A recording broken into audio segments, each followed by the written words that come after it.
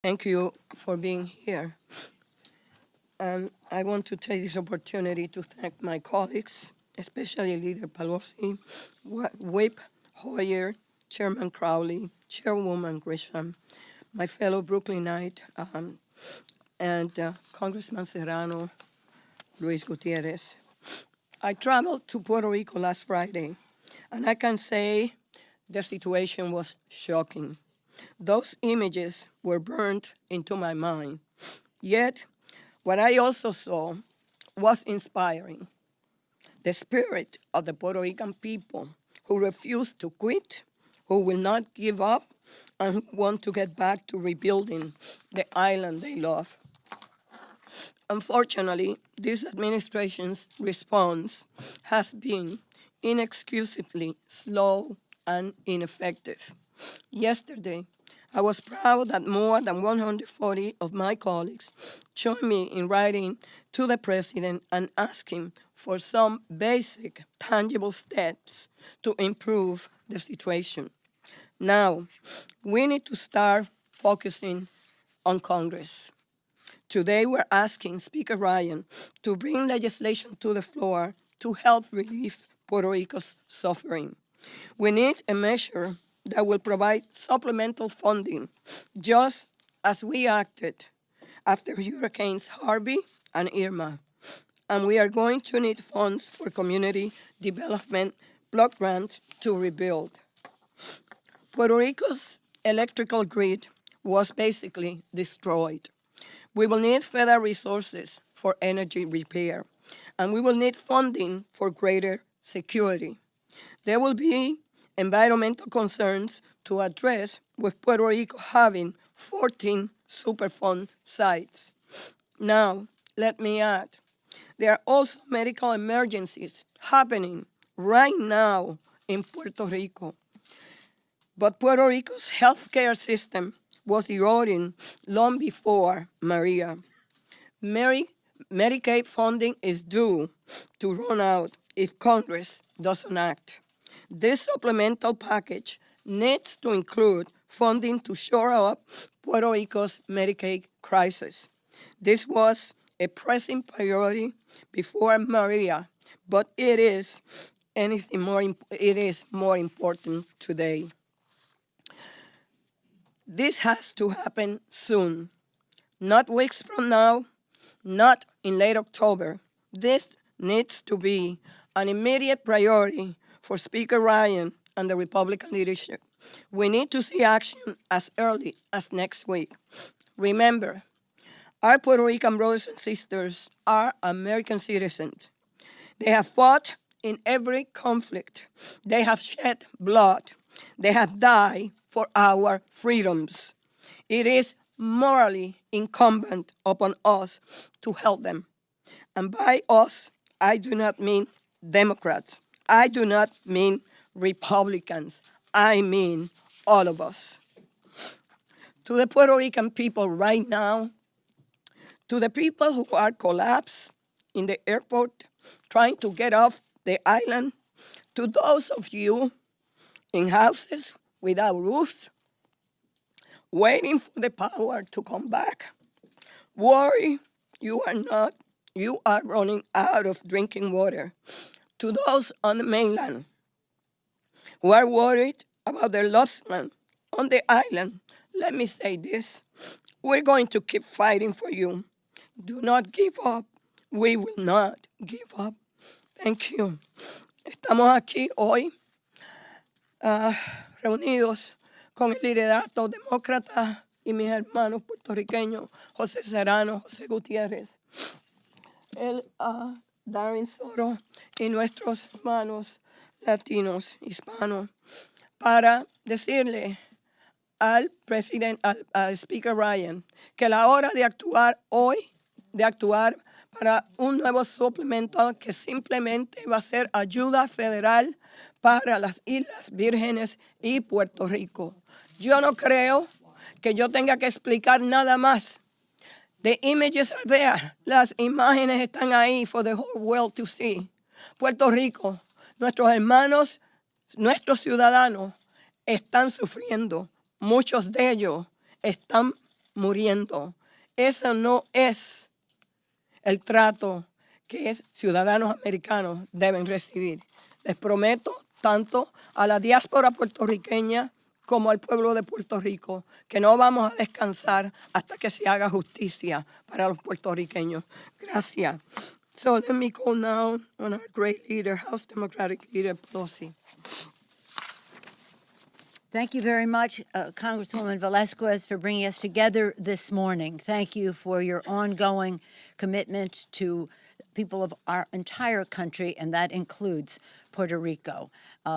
Thank you for sharing the grief of your family. You were born and raised there and came to America to be an historic figure here, to be one of the few women in congressional history to chair a full committee of the Congress of the United States. You share that proud heritage with Luis Gutierrez, whose family is from Puerto Rico, as well as from Jose Serrano. And Mr. Soto, he's half Italian. Yeah. But nonetheless, they are serious messengers to us on the ongoing of the challenges facing the people of Puerto Rico now. We can't make them whole right this minute, but we can give them hope immediately, and that is what we must do. We want the people of Puerto Rico to know that their plight challenges the conscience of our country, challenges our conscience, and we must meet that challenge. And so that would take the form, of doctors, helicopters, heavy trucks, water, food, generators, temporary housing, medical supplies that are needed yesterday. We must move more quickly. And to the people of the Virgin Islands, we share your concerns equally. And again, we want to give you hope as we try to make you whole. Puerto Rico and the U.S. Virgin Islands need resources, they need our focus, and they need the full commitment of this Congress and this administration now and into the future. As sad as the situation is, it does provide an opportunity for the islands to redo their grids so that they will be leaders into the future of how people receive their electricity, their communication, and the rest. Right now, we have some challenges in infrastructure there. Helicopters can leapfrog over that, but as we rebuild in both places, to do so with leading the way into the future. Then this is a national emergency. Millions of our fellow Americans are in peril, and we have to join with them. We're calling on our colleagues, Democrats and Republicans alike, to move quickly. Time, the most valuable commodity of all, which makes the biggest difference in how people needs can be addressed in the relief effort. Time is very important. So we want everything to move faster. To the extent that that means acts of Congress, we have to move quickly as well. But again, my college roommate, Sonia Zapata, I haven't been able to hear from her. Just anecdotal, but nonetheless indicative of what everyone is going through when trying to reach loved ones there. It is, again, a challenge to our conscience that we will meet. These are all God's children. If we are people of faith, as we profess to be, we have to know and honor our responsibility to meeting the needs of all God's children. With that, I'm pleased to yield to our distinguished whip, Mr. Hoyer. I want to thank Nydia Velasquez and Joe Serrano and my good friend Luis Gutierrez, all who have a very, very personal relationship. But all of us have a responsibility and a relationship to our fellow Americans, whether they live in Puerto Rico or they live in the Virgin Islands. 3.6 million of our fellow citizens are at risk as we speak here on this platform. Dire risk. A humanitarian crisis exists. Many Americans are still trying to get in contact, as the leader has said and others have said, with their relatives and their friends who are stranded and cannot get to the help that they need. Communications have been cut off. Power is out and will be out for months, perhaps longer in some places. Food, water, fuel, medical services becoming more and more scarce.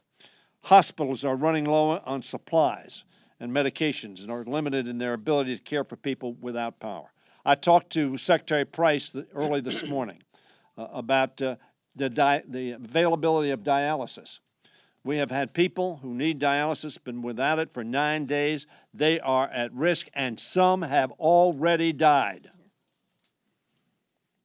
This is a humanitarian crisis and demands the speediest, most robust reaction and action that we can take. I am pleased that we now have a military coordinator. That's what happened in Katrina in New Orleans. General Honoré was appointed. Now we have General Kim, and that needs to proceed with all dispatch. We have urged President Trump to muster every available federal resource. Every available federal resource, which, as he points out, is unmatched anywhere in the world. If we want to do it, we can do it. You had a picture on the front page of the Washington Post of people wading through deep, muddy, probably polluted water to get to help, to get to food, to get to water. Frankly, the Corps of Engineers could build a pontoon bridge in a very short period of time. Given the humanitarian crisis now unfolding and the complexity of the challenges on the ground, a more robust federal response is required. I'm glad that the ship Comfort, the hospital ship, is on its way to Puerto Rico. It should have been, and to the Virgin Islands. It should have been sent the day after the hurricane hit. Governor Rosselló has requested additional help from the Defense Department. I support him in that request. I hope the administration, and we'll urge the administration, and talking to Secretary Price today, urged him to meet that request. Representative Velasquez led a letter to the President requesting the appointment of Senior General. That's been done. Thank you, Nydia, for leading that effort. Thank you, Luis and Joe Serrano, and the caucus for leading those efforts. We're calling on Speaker Ryan, as you have heard, to bring to the floor legislation that would provide emergency funding and enact other policies that will help those affected. I'm going to be talking about that in just a few minutes with the Majority Leader on the floor of the House of Representatives. I know that he talked to me about going down there. I think he's planning on going down there. That's appropriate to do. But we need to get legislation right here on the floor, making sure the resources, the personnel, the medical help is available. We need to work together to help our fellow citizens, our fellow Americans who live in Puerto Rico and the Virgin Islands. There is much America as Maryland, as Texas, as Florida. And we need to treat them the same. We need to work together to help our fellow citizens. And we must act quickly. I am pleased to see the accelerated effort. It's never too late to do the right thing. But those folks on dialysis, they can't wait another minute to save their lives. And there are other stories just like that. I am now pleased to... Is the chairman of the caucus here? The chairman of the Hispanic caucus, I was looking for Crowley, but Michelle Lujan Grisham, the chair of the Congressional Hispanic Caucus.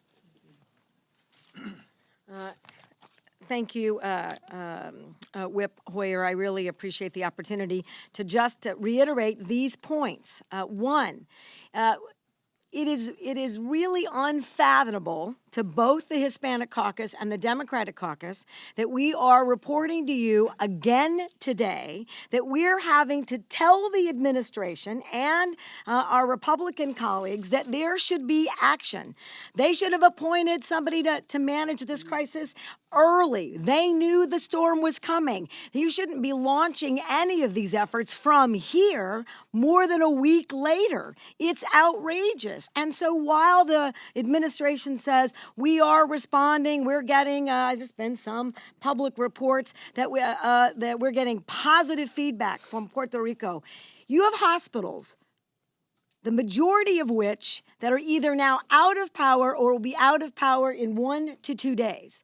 They cannot do surgery in the afternoons because it is too hot.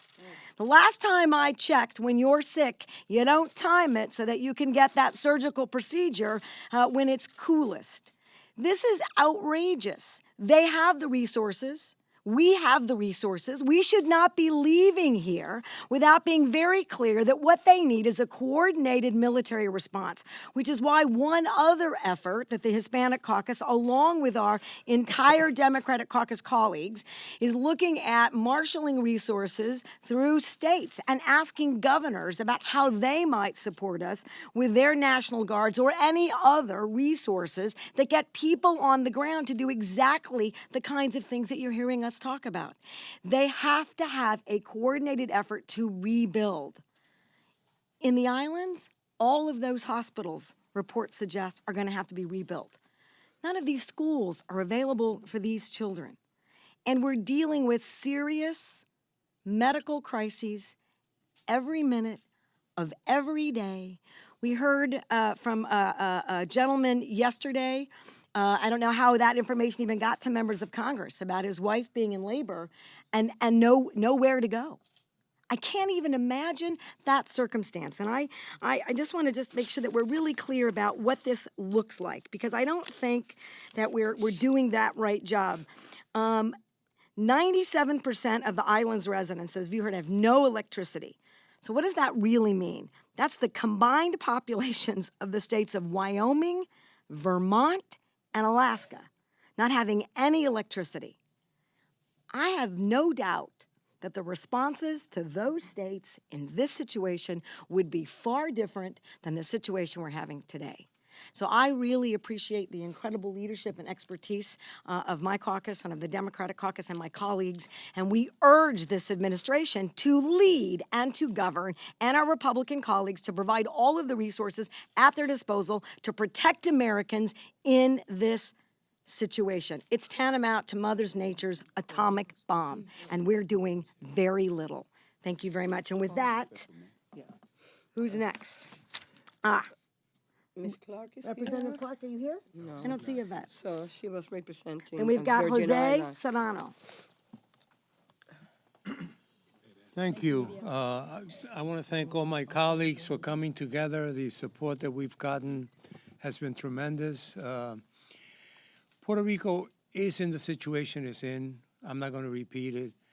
But there are other crises coming that people haven't even started to think about. For instance, someone was telling me that when the water settles, they'll have to count how many dogs and cats and animals are dead that were drowned. Yeah. And if a child touches any of those animals, you could be spreading a disease. So we're talking about that situation. Then you have the mental health of the community in general, but the children who've seen water up to their parents' chests now will eventually have a school to go to somewhere. They don't know where or when, and what would their mental health be. But what we're doing here today, more than anything else, is telling Congress to act and act quickly. And that's a brief statement to bring the supplies necessary. As I speak, I was getting texts that the general is speaking to the Puerto Rican people right now and to the press in Puerto Rico, and that there's a sense, I'm told by this reporter, that some things are changing in the attention they're getting, and that's what it's about. It's about hope. I've heard psychologists on radio in Puerto Rico, the few stations that are open, saying, we need from us in these states help, but we don't need to spare because we need hope here to survive. So with your permission, I'm going to do something in Spanish now that I feel is important. Al pueblo de Puerto Rico, a mis hermanos y hermanas, a nuestros hermanos puertorriqueños. Yo sé que mis palabras quizás no puedan aliviar todo el dolor que ustedes sienten y lo que están sufriendo, pero simplemente quiero que sepan que no están solos, que nosotros estamos con ustedes, que nosotros haremos todo lo posible para remediar esta situación y llevarla a un punto mundial. Y cuando Puerto Rico se haga de nuevo, se levante de nuevo, hacer un Puerto Rico más moderno, más fuerte, más hábil a tratar con estas situaciones. When we reconstruct Puerto Rico, we must build a Puerto Rico that's stronger than it is now, with a stronger electrical grid, with a stronger services for the community and building properly. We're all here together. We're all here to work together for Puerto Rico. God bless Puerto Rico.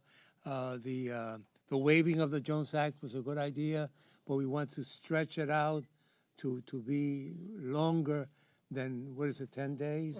Much longer than that. And we need to just continue the fight. We won't give up. This is something seriously. We can't mention it enough, and I'll close with this. This is not a foreign country. And even a foreign country that needs our help should get our help. These are American citizens, and they need our help. And the president, unfortunately, last night, and I'm not here to attack the president, said Puerto Rico's an island out in the ocean, and you can't get a truck to drive there. Well, Mr. President, talk to your national security team. They certainly had plans for 50 years to invade an island in the Caribbean, so they know how to get troops and the military into an island. Thank you. Gutierrez. Well, first, thank you to all my colleagues for being here. I would like to see the fire and fury of this administration when it comes to a rescue effort of the people of Puerto Rico. I have not seen the fire and fury when it comes to delivery of food, to delivery of medicine, to delivery of petroleum, to the delivery of a rescue mission to save people's lives. I haven't seen it. And Mr. President, you say it's a small island out there in the ocean. Well, you built a golf course there, so you obviously know where it's at because you've played golf there many times. If it were a golf exercise, you surely knew where to find it. Well, guess now. Now you're President of the United States of America. You know where it's at. Go and deliver the necessary things that the people of Puerto Rico need today. That's first. And, you know, for decades, you surround yourself with generals. Ask the generals, Mr. President. For decades, they bombed the island of Vieques. For decades, they bombed the island of Vieques. You know where it's at. Ask the French. Ask the English. Ask any of the members of NATO who visited with the United States for decades, Puerto Rico, to bomb it. It is not time. You found it very well when it was leisurely for golf and to open up a business. You found it very well, the United States, when it was time to practice bombing. It's now time to help the American citizens. And I would ask the press that you begin and you end with that expression. Because I, for one, and everybody here is going to leave aside how it is they think the future of Puerto Rico is going to evolve politically in terms of status. That's not what's important today. The Congress of the United States, when it passed Promesa and imposed a control board of 7 people over that island, said, we own you. We don't need to talk to you. We're going to usurp your local government. It is time to restore power to the local government of Puerto Rico in this crisis so that the governor of Puerto Rico can use his resources in order to manage this crisis. We think that is very, very important. My friend Jose and Nidia and I, we've been talking, Nidia and Jose, for years. I want to say decades, but it's been decades, about the Jones Act. And I just want to take a moment because if you do not understand it, then you will not be able to relay how important it is. 10 days lifting the Jones Act is not enough. 18 months, and this is Katrina 2017. Let's have no misunderstanding about it. This is Katrina 2017, and it took, after 18 months, only 8 schools in New Orleans were open after 18 months. Now, I want you to think of how 3.4 million people who have no escape route from the island of Puerto Rico. So we need to rebuild those schools. We need to open those schools immediately. And if we know that only 8 of them after 18 months were open then, we are going to take a count to see how long it takes to reopen the schools. No more Katrinas, no more 18 months. The children of Puerto Rico should be going back to school as quickly and as rapidly as possible. We can have, ladies and gentlemen, we can send hundreds of thousands of members of our armed forces and deploy them thousands of miles away from the United States of America, and they can be spread out over hundreds of miles, and they communicate with one another. We should have that communication system set up on the island of Puerto Rico. And no, San Juan's not the only airport. Aguadilla and Ponce, our Army Corps of Engineers and our Army and our armed forces should be rebuilding those so that people can get there. So there are many things we can do, but I think these are among them. I'm going to be traveling there tomorrow so that I can see, because I feel it is my patriotic responsibility to go, to see, to hear, to listen, and not to have secondhand information. The president says he's doing a great job. He says everything is nice. Okay, I will go and see if everything is great and nice tomorrow. I doubt it. But I will bring back their words. I will bring back their images, because I think it is important that as member of Congress, we also are there. And I know that there are delegations getting organized. So, vamos a ser bien claro. El fuego y furia de los Estados Unidos debe estar presente en Puerto Rico hoy. Este es el momento de usted, señor presidente, reunir todas tus fuerzas para reunir esas fuerzas para dárselas al pueblo de Puerto Rico. Y yo sé que aquí dice Luis Gutiérrez, and so, you know, but there's a young Puerto Rican gentleman here, so I'm He just... didn't confirm that he was coming. That's why, yes. Okay, thank you so much. Sure. We saw over a week ago, as Hurricane Maria was slamming into the island, that President Trump was tweeting about the fiscal crisis there. We saw only a few days ago discussions about how it's an island and it's a very big ocean. We don't need second-grade geography lessons. We need solutions. And when we requested federal planes to go down there this weekend, we were blocked from going down. And so we'll have to take commercial or any other way to get down there to see the devastation on the island.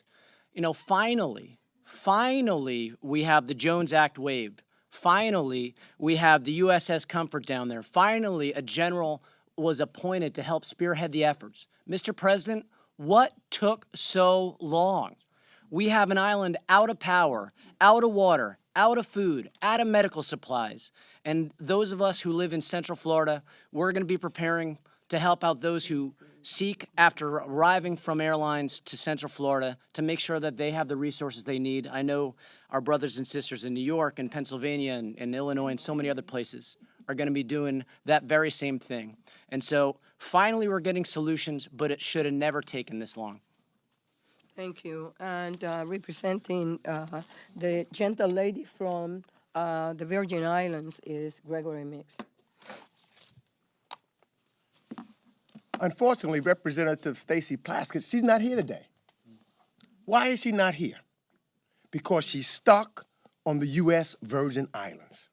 She can't get back here, so she's on the ground. And the conditions are so bad there that many cameras can't get there to show the true human devastation that's taking place on the U.S. Virgin Islands and those American citizens that are there. First, you had Irma come and devastate St. Thomas and St. John's. And they're still suffering. They still don't have what they need. And then all of a sudden, you have a second Hurricane 5 come through and rip off St. Croix. I have relatives in St. Croix. Not been able, talking about lack of communication, zero communication on the Virgin Islands. Hospitals, only 2, both of them inoperable. Where do they go? Both of the major hospitals in the U.S. Virgin Islands are inoperable. Gas? None. The lines are around the corner. Water? None. Schools? None. 90% of the structures gone. Jobs? None. The major portion of employment was the government. The governor there in the USVA says he doesn't know if he can pay anybody past next week. This is a real human crisis. And as indicated by my brothers and sisters here, we need an immediate federal military response. United States citizens' lives are on the line.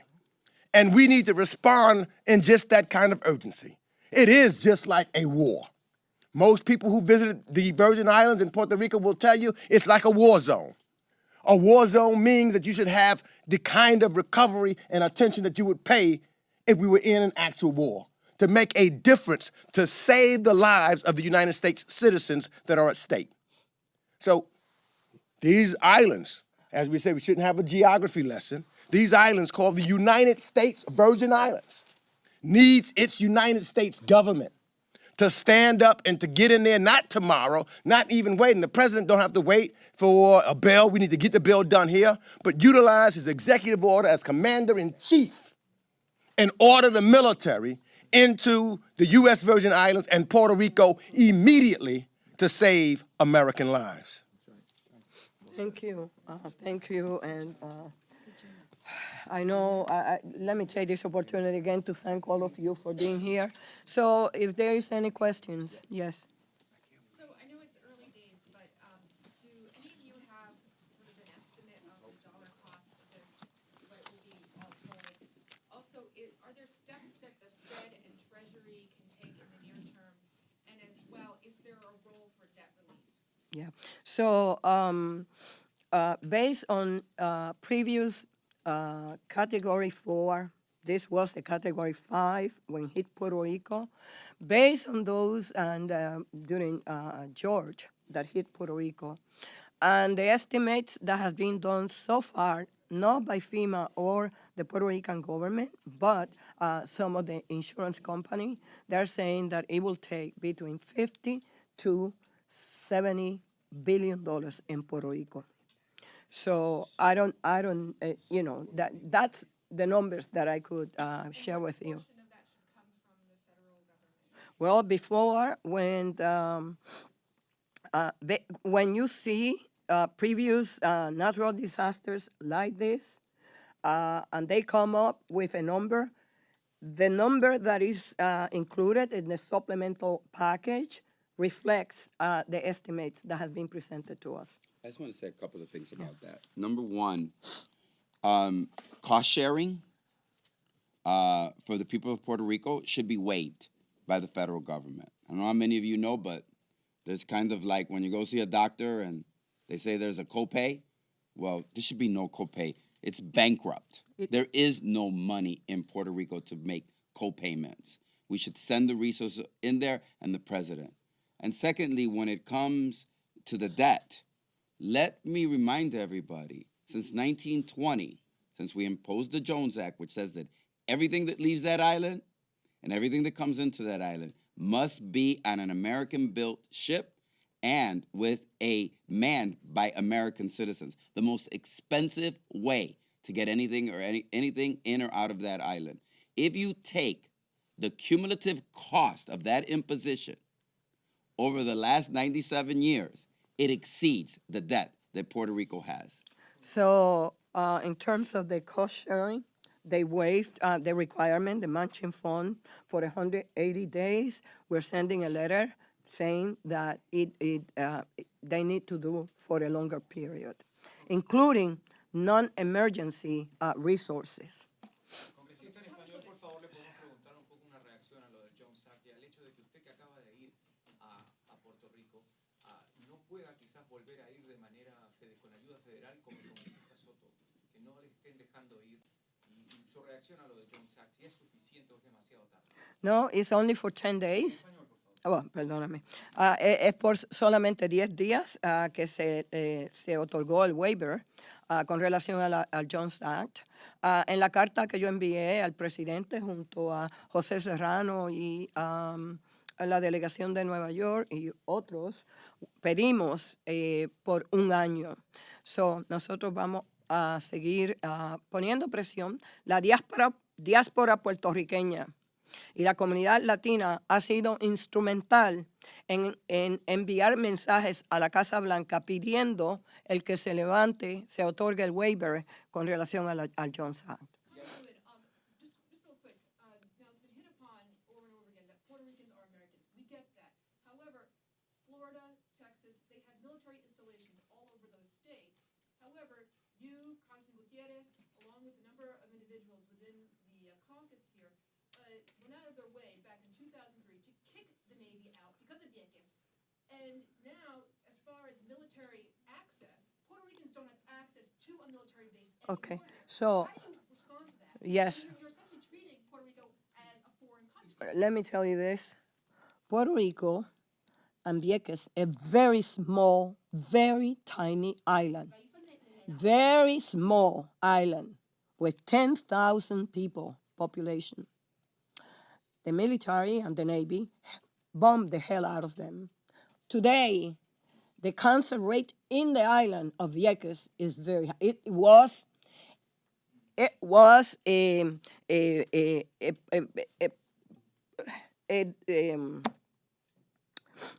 pollution with uranium. So yes, I went to Vieques. I got arrested, and the President Bush left it. Huh? What's the unemployment rate there since the Navy left?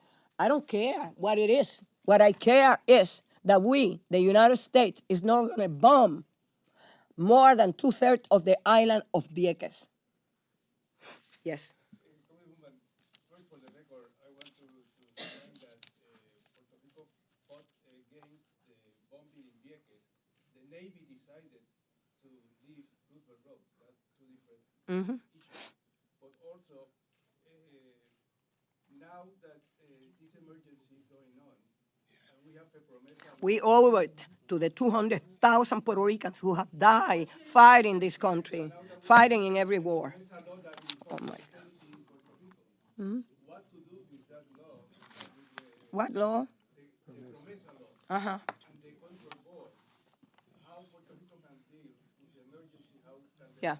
So as you know, the board provided $1 billion in authorization to the governor, but I believe that the board has to revisit the fiscal plan based on the new reality of Puerto Rico, and they have to amend it accordingly. Yeah. Yo creo también nosotros necesitamos una exempción por fondos de FEMA por la Junta Fiscal. Está muy importante estos fondos están usado solamente por Reconstruction y no para repegar la deuda. Any other question? Congresista, si puede respondernos, Ajá. perdón, que no me respondió la parte del hecho de que no de que usted, por ejemplo, no podría ir mañana con fondos federales para la isla. ¿Qué le parece eso? Y el congresista Soto quizás no va a poder ir, pero ¿qué le parece eso que hayan limitado sus dineros? Bueno, de acuerdo a la excusa que se ha presentado es que FEMA está pidiendo que no se interfiera con las operaciones que están ocurriendo ahora mismo en Puerto Rico, de relief y de limpieza.